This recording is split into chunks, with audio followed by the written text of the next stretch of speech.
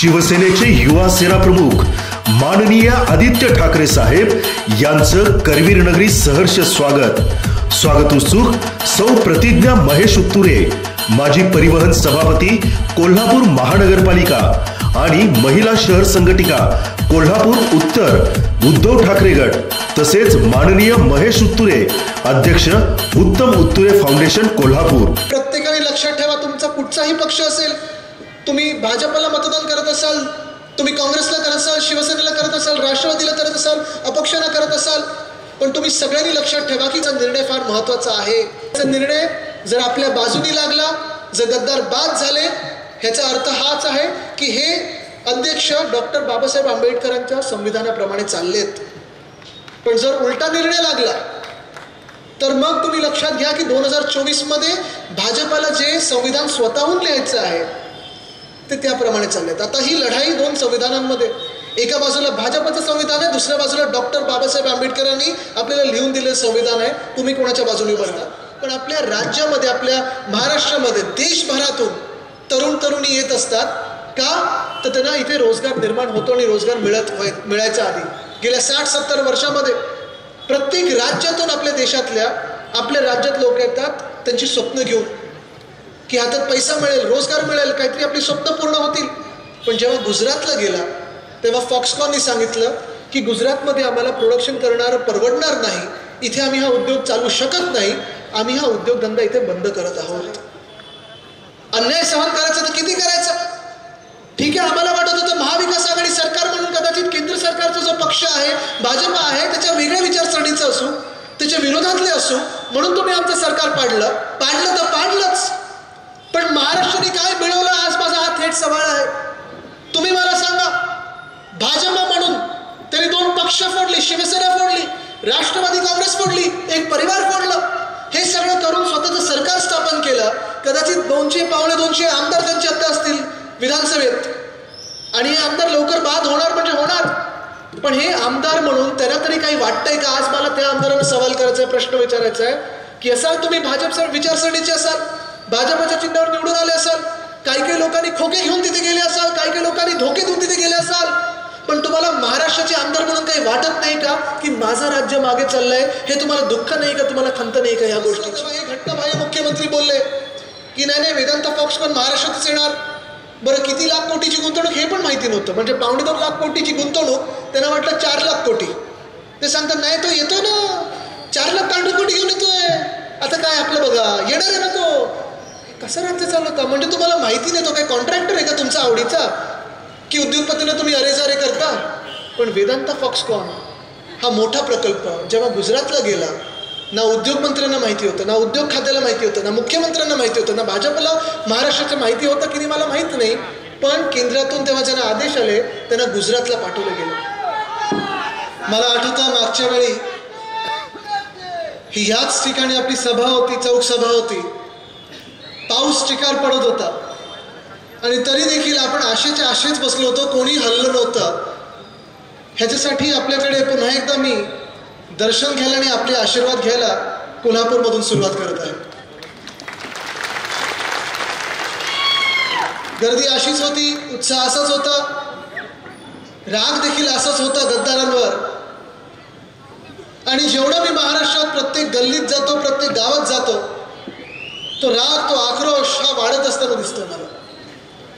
सहज नितीनजी आपण आता भाषण करत होतात आणि माझ्या लक्षात आलं की खुर्च्या इथे वाढवल्या जात आहेत, आणि मग माझ्या हे पण लक्षात आलं की ही शिवसेना उद्धव बाळासाहेब ठाकरे पक्षाची सभा आहे, घटनाबाह्य मुख्यमंत्र्यांची सभा नाही आहे। कारण त्यांना खुर्च्या लपवायला लागतात। ज्या प्रकारे ते स्वतः खुर्चीवर चढून बसलेले आहेत, चिकटून बसलेले आहेत, खुर्ची पकडून बसलेले आहेत, तिथे 40 लोक त्यांचे अलिबाबानी जे काय असतं ते काय असतं, अलिबाबानी काय होतं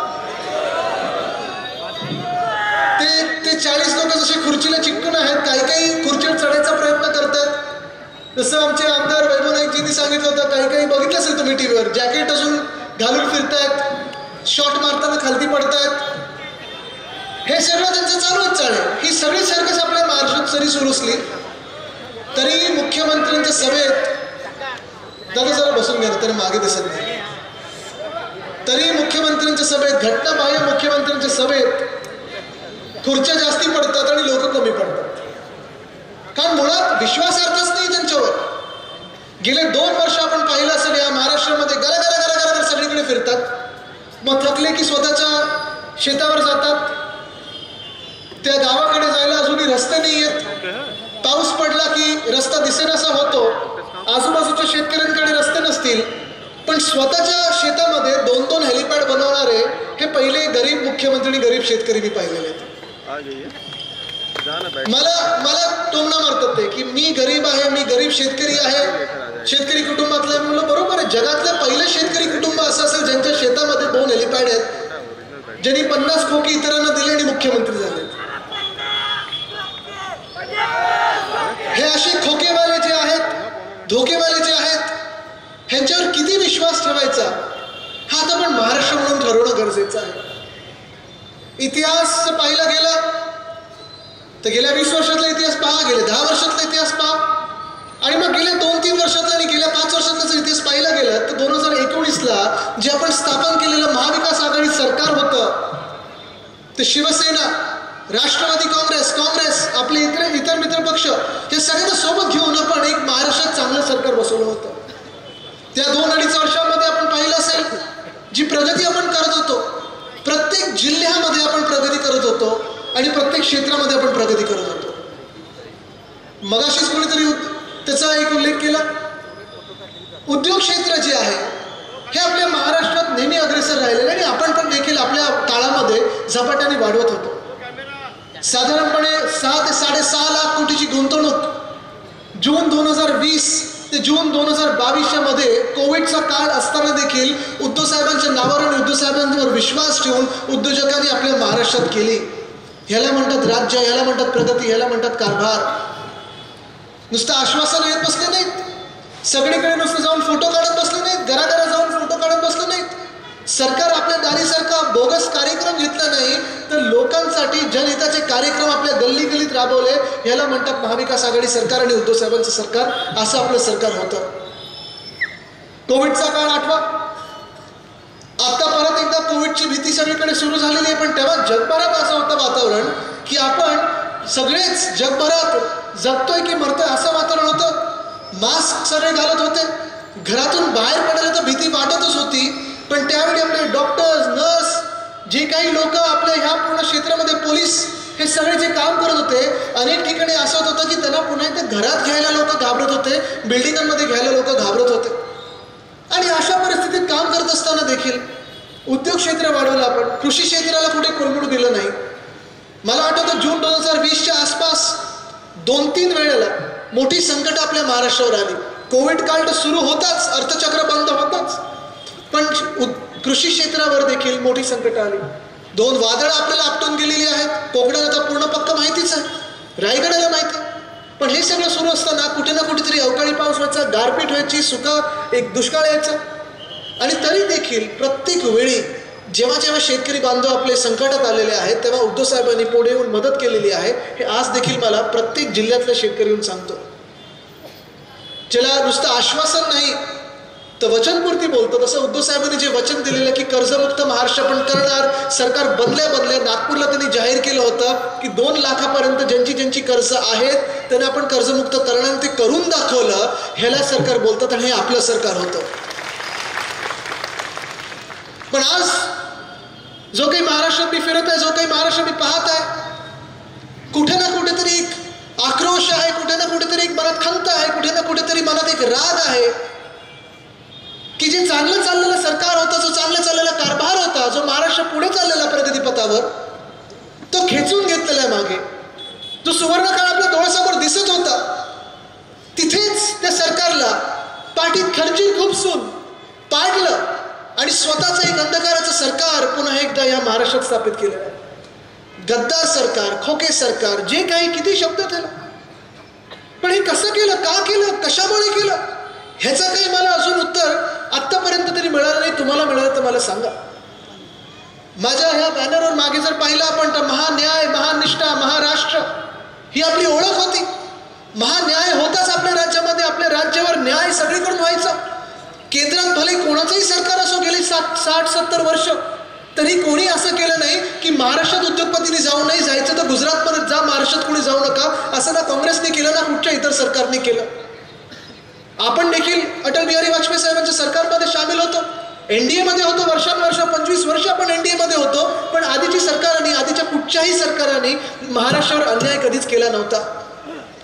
पण नेमकं आम्ही काय बिघडवलंय असं महाराष्ट्र म्हणून तुमचं, की गेल्या 10 वर्षामध्ये हळू आणि आता तर उघड दिवसा ढवळ्या एक एक उद्योग आमच्या राज्यातून तुम्ही गुजरातला न्यायला लागलात, तुम्ही दिल्लीला न्यायला लागलात. टॅक्सचा पैसा आम्ही अजूनही 44 ते 45% महाराष्ट्र म्हणून केंद्र सरकारला देतो, पण त्याच्या अगेन्स्ट आपल्याला काय मिळतं, त्याच्या बदल्यात आपल्याला काय मिळतं महाराष्ट्र म्हणून, हा तुम्ही विचार करणं गरजेचं आहे. अन्याय सहन करायचं तर किती करायचं? ठीक आहे, आम्हाला वाटत होतं महाविकास आघाडी सरकार म्हणून कदाचित केंद्र सरकारचा जो पक्ष आहे, भाजप आहे, त्याच्या वेगळ्या विचारसरणीचं असू, त्याच्या विरोधातले असू, म्हणून तुम्ही आमचं सरकार पाडलं तर पाडलंच. पण महाराष्ट्राने काय मिळवलं आज माझा हा थेट सवाल आहे. तुम्ही मला सांगा, भाजप म्हणून त्यांनी 2 पक्ष फोडले, शिवसेना फोडली, राष्ट्रवादी काँग्रेस फोडली, एक परिवार फोडलं. हे सगळं करून स्वतःचं सरकार स्थापन केलं. कदाचित 200-250 आमदार त्यांचे आता असतील विधानसभेत, आणि हे आमदार लवकर बाद होणार म्हणजे होणार. पण हे आमदार म्हणून त्यांना तरी काही वाटतंय का? आज मला त्या आमदारांना सवाल करायचा आहे, प्रश्न विचारायचा आहे की असाल तुम्ही भाजप विचारसरणीचे असाल, भाजपच्या चिन्हावर निवडून आले असाल, काही लोकांनी खोके घेऊन तिथे गेले असाल, काही लोकांनी धोके देऊन तिथे गेले असाल, पण तुम्हाला महाराष्ट्राचे आमदार म्हणून काही वाटत नाही का की माझं राज्य मागे चाललंय? हे तुम्हाला दुःख नाही का, तुम्हाला खंत नाही का या गोष्टीची? मला वाटलं होतं की इथे जर भाजपचं सरकार बसवलं असेल, एवढं काही 2-3 हजार कोटी खर्च करून प्रत्येकाला 50 कोटी देऊन आमचं सरकार पाडलं. स्वतःचे जे भाजपाल नाही का ते राज्यपाल बसवून आम्हाला हैराण करून आमचं सरकार पाडलं. आणि हे सगळं करून जर तुम्ही आमच्या डोक्यावरचं तुमचं सरकार बसवत असाल, भाजप प्रणित खोके सरकार, तर महाराष्ट्राला उद्योग काही मिळाले असते, रोजगार मोठा उपलब्ध झाला असता, कृषी क्षेत्रात प्रत्येक शेतकऱ्याला भाव मिळाला असता मालाला. पण हे सगळं न होता तुम्ही मला सांगा, आपल्या राज्यातून गेलं किती आणि आपल्या राज्यात आलं किती? गेल्या 2 वर्षात इथे तरुणी इथे किती बसलेत माझ्यासमोर? जरा 20तल्या लोकांनी हात वरती करा, 30तल्या लोकांनी हात वरती करा. आहेत ना तुम्ही सगळे? तुम्ही सगळे शिकलेले आहात, डिग्र्या घेतल्यात? हेच आहे, डिग्र्या हातात आहेत, पण रोजगार आलाय का हातात? नोकरी आहे? नाही मिळत आपल्याला. जे आपण सरकार स्थापन केलेलं महाविकास आघाडी सरकारचं तेच उद्योग आपण पाहताय की त्यांनी त्यांची भिंत लावून आता काम सुरू केलेलं आहे. पण गेल्या 2 वर्षामध्ये जे उद्योग आपल्या राज्यात होते, नवीन उद्योग यायचे तर सोडा, जे होते ते पण तिथे त्यांनी पाठवलेले आहेत. आणि का म्हणून पाठवत आहे? काय असं आम्ही बिघडवलं तुमचं? काय वाकडं केलं आम्ही तुमचं की तुम्ही आमच्यावर एवढा अन्याय करताय? वेदांत फॉक्सकॉन गेला कुठे होता? गुजरातला पाठवला. खरं तर आपल्या महाराष्ट्रात आला असता, आपल्या तळेगावमध्ये आलं असतं, आपल्या पश्चिम महाराष्ट्रात आलं असतं. आणि महाराष्ट्रात येऊन साधारणपणे 1 लाख तरुणींना वेदांत फॉक्सकॉनने रोजगार उपलब्ध करून गेला असता. मला आठवतं आमच्या किती बैठका झाल्या, उद्धव साहेबांसोबत बैठका झाल्या, ते मुख्यमंत्री होते तेव्हा, सुभाष देसाई साहेबांबरोबर बैठका झाल्या, ते उद्योग मंत्री होते तेव्हा, मी पर्यावरण मंत्री म्हणून त्या बैठकीत बसायचो, नितीन राऊत साहेब असायचे, त्यांची देखील त्याच्यात खूप मदत होती. अनेक लोक आम्ही सगळे बसून वेदांत फॉक्सकॉन आपल्या राज्यात येणार कसं ह्याच्यावर काम करत होतो. आपलं सरकार जेव्हा पाडलं गेलं जून 2022 मध्ये, तेव्हापर्यंत हा जो काही उद्योग आहे तो हमखास आपल्या राज्यात येणार होता, 1 लाख लोकांना रोजगार उपलब्ध करून देणार होता. पण जुलैच्या त्या अधिवेशनात जेव्हा सरकार पाडलं, नवीन सरकार बसलं, तेव्हा हे घटनाबाह्य मुख्यमंत्री बोलले की नाही वेदांत फॉक्सकॉन महाराष्ट्रातच येणार. बरं, किती लाख कोटीची गुंतवणूक हे पण माहिती नव्हतं. म्हणजे 2.25 लाख कोटीची गुंतवणूक, त्यांना वाटलं 4 लाख कोटी. ते सांगतात नाही तो येतो ना, 4 लाख कोटी घेऊन येतोय. आता काय आपलं बघा, येणार आहे ना तो. कसं राज्य चालवता? म्हणजे तुम्हाला माहिती नाही तो काय कॉन्ट्रॅक्टर आहे का तुमचा आवडीचा, की उद्योगपतींना तुम्ही अरेजारे करता? पण वेदांत फॉक्सकॉन हा मोठा प्रकल्प जेव्हा गुजरातला गेला, ना उद्योग मंत्र्यांना माहिती होतं, ना उद्योग खात्याला माहिती होतं, ना मुख्यमंत्र्यांना माहिती होतं, ना भाजपला महाराष्ट्राचं माहिती होतं की नाही मला माहीत नाही. पण केंद्रातून तेव्हा ज्यांना आदेश आले त्यांना गुजरातला पाठवलं गेलं. आता तुम्ही ह्याच्यातला सगळ्यात महत्त्वाचा भाग बघा, जो देश म्हणून आपण विचार करायला पाहिजे, जो भारत म्हणून आपण विचार करायला पाहिजे. वेदांत फॉक्सकॉन जर आपल्या राज्यात आलं असता, 1 लाख लोकांना रोजगार निर्माण झाला असता, त्याच सोबत 160 छोट्या मोठ्या क्लस्टर इंडस्ट्रीज आल्या असत्या. अनेक लोक जे आज अर्ज करतात ना, पोलीस भरतीसाठी असेल, नोकर भरतीसाठी असेल, अनेक वेगळ्या ठिकाणी जे असतं, वेगळ्या वेगळ्या लेवलवर मिळालं असतं. पण आपल्या राज्यामध्ये, आपल्या महाराष्ट्रामध्ये देशभरातून तरुण तरुणी येत असतात. का तर त्यांना इथे रोजगार निर्माण होतो आणि रोजगार मिळायच्या आधी गेल्या 60-70 वर्षामध्ये प्रत्येक राज्यातून आपल्या देशातल्या आपल्या राज्यात लोक येतात त्यांची स्वप्न घेऊन, की हातात पैसा मिळेल, रोजगार मिळेल, काहीतरी आपली स्वप्न पूर्ण होतील. पण जेव्हा गुजरातला गेला तेव्हा फॉक्सकॉननी सांगितलं की गुजरातमध्ये आम्हाला प्रोडक्शन करणारं परवडणार नाही, इथे आम्ही हा उद्योग चालू शकत नाही, आम्ही हा उद्योगधंदा इथे बंद करत आहोत. नुकसान कोणाचं झालं? आपल्या देशाचं झालं. आपल्या देशातल्या 1 लाख तरुणांना आज रोजगारापासून वंचित ठेवलं गेलंय. कारण तिथे इगोमध्ये आला, महाराष्ट्रातून गुजरातला उद्योग हलवला आणि गुजरातमध्ये परवडला नाही म्हणून तो उद्योगच बंद झाला, देशातून तो उद्योग निघून गेला. कोणाचं नुकसान झालं आहे? देशाचं नुकसान झालेलं आहे. तसंच महाराष्ट्रामधून कितीतरी उद्योग आपले ह्या गेल्या 2 वर्षात इथून तिथे पाठवले गेले. एअरबस टाटा कुठे पाठवला? गुजरातला पाठवलं. Medical device park Airbus Tata आपण बिहारमध्ये देणार होतो, नागपूरला देणार होतो, तो गुजरातला पाठवला. मेडिकल डिव्हाइस पार्क आपण छत्रपती संभाजीनगरच्या तिथे ऑरिक सिटी आहे तिथे देणार होतो, तो गुजरातला पाठवला. बल ट्रक पार्क रोह्यामध्ये आणणार होतो रायगडमध्ये, तो गुजरातला पाठवला ह्याने. आता मी ऐकतो टेस्ला पाठवतात, महानंदाचं दूध पाठवतात. वर्ल्ड कप फायनल देखील ह्यांनी सोडली नाही, ती पण गुजरातला पाठवली. मला तुम्ही सांगा इथे क्रिकेट किती लोक बघतात ना?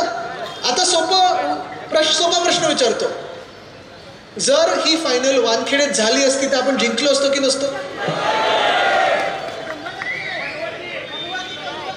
जिंकलो असतो ना. हे तुम्ही बोलताय, मी बोलत नाहीये. पण हाच माझा प्रश्न आहे की नेमका हा अन्याय आमच्यावर का करत आहात तुम्ही? काय नक्की बिघडवलंय आम्ही महाराष्ट्र म्हणून तुमचं? काय वाकडं केलंय? आतापर्यंत काय नाही दिलं ह्या महाराष्ट्राने देशाला आणि महाराष्ट्राने दिल्लीला की तुम्ही आमचं सरकार पाडलं, चांगलं चाललेलं सरकार पाडलं.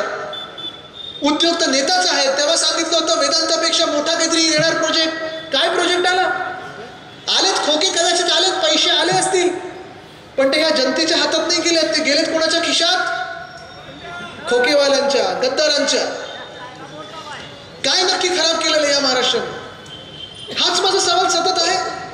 कारण जसं उद्योग क्षेत्र बंद पडत चाललेलं आहे, आता मी तेच ऐकत होतो, जाताना मी विचारलं की इथे पुढे 5 स्टार MIDC आहे. अनेक ठिकाणी मला दिसतं 5 स्टार MIDC, 5 स्टार MIDC. मी म्हटलं आता नक्की किती % काम चालू आहे तिथे? पर्सेंट म्हणजे इकडे जे विचारतात पर्सेंट असं नाही, काय किती काम चालू आहे? मला किती सांगितलं? 40% तर काम आलेलं. ले ऑफ खूप चाललेले आहेत. सगळीकडे फिक्स्ड टर्म एम्प्लॉयमेंटचा जमाना आलेला आहे, कॉन्ट्रॅक्ट लेबरचा जमाना आलेला आहे. परमनंट नोकऱ्या मिळतच नाही आहेत, जे आहेत ते पण बंद होत चाललेले आहेत, उद्योग दुसरीकडे चाललेले आहेत.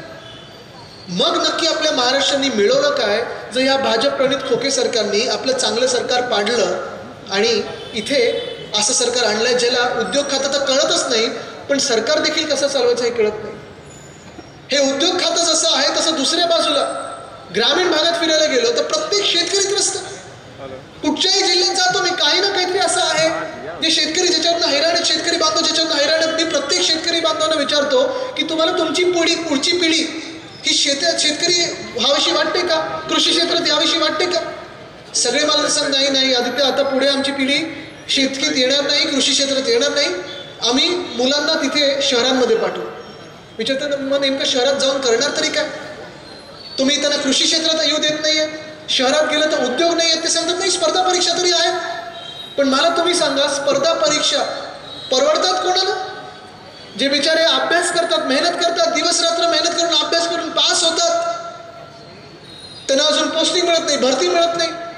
परवाकडे तो एक तलाठी भरतीचा काही घोटाळा निघालेला आहे. आता बानगडे पाटील साहेब सांगत होते 200 मार्क पूर्णपणे मिळायला पाहिजे, तिथे 225 मार्क मिळालेले आहेत. म्हणजे झालं आमच्या मुख्यमंत्र्यांसारखंच ना, एक खातं चालवता येत नाही तिथे मुख्यमंत्री बनवलेलं आहे.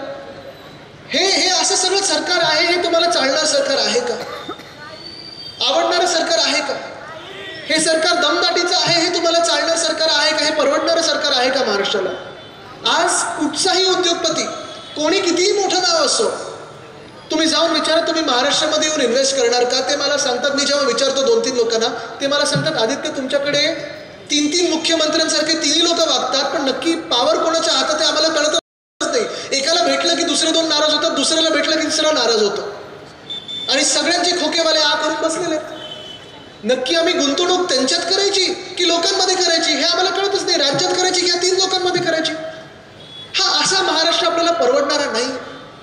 हे जे 2024 वर्ष जे आहे हे खूप महत्वाचं आहे. आपण ह्या वर्षाची वाट पाहत होतो कारण हे निवडणुकीचं वर्ष आहे.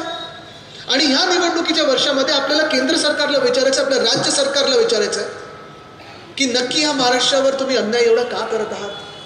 किती उदाहरणं द्यायची, उदाहरणं तर कितीतरी आहेत. म्हणजे एका बाजूला जसं मी सांगितलं नोकऱ्या उपलब्ध होत नाहीयेत, स्पर्धा परीक्षांचा प्रॉब्लेम आहेच. जे बिचारे IAS IPS बनतात त्यांना बदली पोस्टिंगसाठी पैसे विचारले जातात. तिथे तर बोली लावली जाते काही काही लोकांकडून की 3 कोटी देतो की 5 कोटी देतो, तुला इथे SP बनवतो, तो कलेक्टर बनवतो. हे कधी एवढं घाणेरडं राजकारण आणि सरकार असं चाललं नव्हतं आपल्या महाराष्ट्रामध्ये. असं हे सरकार आपल्याला चालताना दिसतंय. आणि हे सरकार जे चालतंय ते महाराष्ट्राला पुढे नाही तर मागे नेताना चालतंय. ह्यांचा गिअर रिव्हर्समध्ये पडलेला आहे आणि रिव्हर्समध्ये मागे कोणी ड्रायव्हर बघतच नाही असं सगळं हे वातावरण चाललेलं आहे. पण जसं हा जो प्रश्न विचारतोय आपण आणि आपण महान्यायासाठी लढत आहोत. आज महान्याय मी मुद्दामून लिहिलेला आहे कारण आम्ही न्याय मागत आहोतच. कदाचित आपल्याला वाटत असेल की जेव्हा आपण वाचलं असेल महान्याय, हा न्याय काही आमच्यासाठी स्वतःसाठी मागत नव्हतो. शिवसेना उद्धव बाळासाहेब ठाकरे पक्षासाठी मागत नव्हतो आम्ही न्याय आणि कधीच मागणार नाही. कारण आम्हाला माहिती आहे की जे अध्यक्ष महोदय बसलेले आहेत पहिले आमचे मित्र होते, शिवसेनेत होते, नंतर राष्ट्रवादी काँग्रेसमध्ये गेले, तिथे खूप जवळचे त्यांचे मित्र झाले. मग आता भाजपात गेले, कदाचित पुढचं काँग्रेस. आता बघा काँग्रेसवाले कोण मित्र पक्षाला सांगू आपण त्यांचा पुढचा पक्ष कुठचा. पण हे सगळं जे असेल, काल तुम्ही मला सांगा कधी तुम्ही ऐकलंय न्यायमूर्ती आरोपींना भेटायला जातात? ज्यांच्यावर केस चालू आहे, ज्यांच्यावर खटला चालू आहे, बाद होण्याचा खटला चालू आहे, हे अध्यक्ष महोदय वर्षा बंगल्यावर जाऊन काय करत होते? स्वतःच्या पदाची बदनामी होते. अशा सगळ्या कारभारातून पदाची बदनामी होते. त्यांच्याकडून न्याय अपेक्षित किती ठेवायचं आता माहीत नाही. पण आम्ही न्याय जो मागत आहोत तो आमच्यासाठी मागत नाही आहोत. आमचा विषय सोपा आहे, आमचा विषय सरळ आहे. आम्ही न्याय मागणार तो तुमच्याकडून मागणाऱ्या जनतेच्या अदालतीत आलेलो आहोत. कारण ही जनता जनार्दन जी आहे, जे तुम्ही बसलेले आहात, महाराष्ट्राची जी जनता आहे, आपल्या सगळ्यांचा विश्वास एकाच गोष्टीवर आहे, ते म्हणजे डॉक्टर बाबासाहेब आंबेडकरांनी जे संविधान आपल्याला लिहून दिलेलं आहे त्याच्यावर आपला विश्वास आहे. आहे ना विश्वास त्याच्यावर? बरोबर ना? आपण सगळे आंबेडकर प्रेमी जनता आहोत ना. आता ही जनता, आपण तुम्ही मला सांगा, एका बाजूला आपलं डॉक्टर बाबासाहेब आंबेडकरांनी जे संविधान लिहिलेलं आहे ते आहे आणि त्याप्रमाणे जर तुम्ही गेलात तर विषय सोपा आहे. जे गद्दार आहेत त्यांनी राजीनामा द्यायला पाहिजे होता, निवडणुकीला सामोरे जायला पाहिजे होतं, पण लाज नाही, हिंमत नाही, ताकद नाही, म्हणून गद्दार निवडणुकीला सामोरे गेलीच नाही, जाऊन मंत्री बनले. त्यांना बाद व्हायलाच पाहिजे, डिस्क्वालिफाय होतातच. पण ते करायचं नाहीये कारण ह्या अध्यक्ष महोदयांनी आता ठरवायचं उद्याचं काळ महत्वाचा आहे.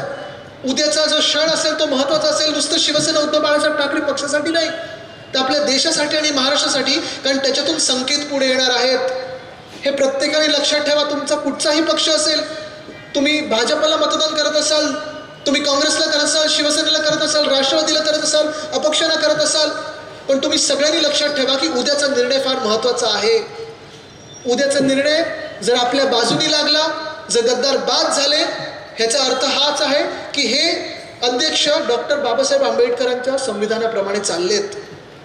पण जर उलटा निर्णय लागला तर मग तुम्ही लक्षात घ्या की 2024 मध्ये भाजपाला जे संविधान स्वतःहून लिहायचं आहे ते त्याप्रमाणे चाललेत. आता ही लढाई 2 संविधानांमध्ये, एका बाजूला भाजपचं संविधान आहे, दुसऱ्या बाजूला डॉक्टर बाबासाहेब आंबेडकरांनी आपल्याला लिहून दिलेलं संविधान आहे. तुम्ही कोणाच्या बाजूने उभं राहणार? बरोबर ना? सगळेच आपण राहणार ना. उद्याचा क्षण महत्वाचा आहे. पण न्याय जो मागत आहोत आम्ही, तो आज महान्याय म्हणजे आमच्या स्वतःसाठी नाही, महाराष्ट्रासाठी मागत आहोत.